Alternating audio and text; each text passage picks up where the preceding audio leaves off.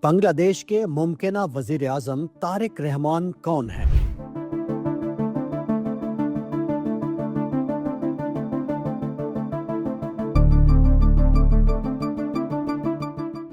قومی پارلیمانی انتخابات کے بعد بنگلہ دیش نیشنلسٹ پارٹی BNP کے چیئرمین طارق رحمان وزارت عظمیٰ کے مضبوط امیدوار کے طور پر سامنے آئے ہیں۔ غیر سرکاری نتائج کے مطابق ان کی جماعت نے 209 نشستیں حاصل کی ہیں، جس کے بعد وہ 2/3 اکثریت کے ساتھ حکومت بنانے کی پوزیشن میں آ سکتی ہے۔ طارق رحمان بنگلہ دیش کے سابق فوجی صدر ضیاء الرحمان اور سابق وزیر اعظم خالدہ ضیاء کے بڑے صاحبزادے ہیں۔ ایک بااثر سیاسی خاندان میں آنکھ کھولنے کے باعث وہ بچپن ہی سے سیاسی ماحول سے آشنا رہے۔ پارٹی کے مطابق انہوں نے ابتدائی تعلیم ڈھاکہ میں حاصل کی اور بعد ازاں جامعہ ڈھاکہ کے شعبہ بین الاقوامی تعلقات میں داخلہ لیا۔ تاہم ان کی تعلیم کی تکمیل کے بارے میں مختلف آراء پائی جاتی ہیں۔ حالیہ انتخابی گوشواروں میں ان کی تعلیمی قابلیت اعلیٰ ثانوی درج ہے۔ انہوں نے 1980 کی دہائی کے اواخر میں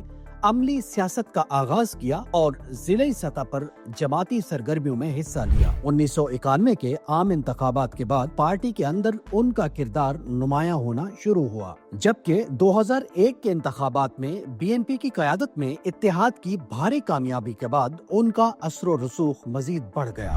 BNP کے دور حکومت میں طارق رحمان اور ان کے قریبی ساتھیوں پر بدعنوانی کے الزامات عائد کیے گئے۔ 2004 میں اس وقت کی اپوزیشن رہنما شیخ حسینہ واجد کے جلسے پر ہونے والے دستی بم حملے کے مقدمے میں بھی ان کا نام شامل کیا گیا اور بعد ازاں انہیں سزا بھی سنائی گئی۔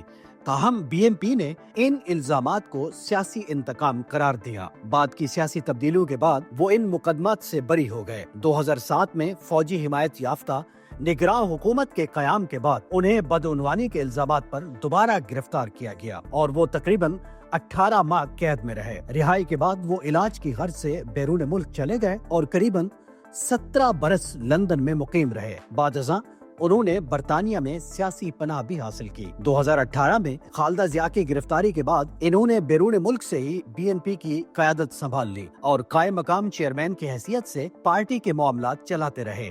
گزشتہ برس دسمبر میں وہ طویل جلا وطنی کے بعد ڈھاکہ واپس آئے۔ اپنی والدہ کی وفات کے بعد انہیں باضابطہ طور پر BNP کا چیئرمین مقرر کیا گیا اور انہوں نے ملک گیر انتخابی مہم کی قیادت کی۔ بنگلہ دیش کے سیاسی مبصرین کے مطابق طویل جلا وطنی، مقدمات اور تنازعات کے باوجود طارق رحمان نے بنگلہ دیش نیشنلسٹ پارٹی کے ڈھانچے کو برقرار رکھا۔ اب اگر انہیں اقتدار ملتا ہے تو اصل امتحان اس بات کا ہوگا کہ آیا وہ قومی سطح پر مفاہمت اور استحکام کی سیاست کو فروغ دے پاتے ہیں یا نہیں۔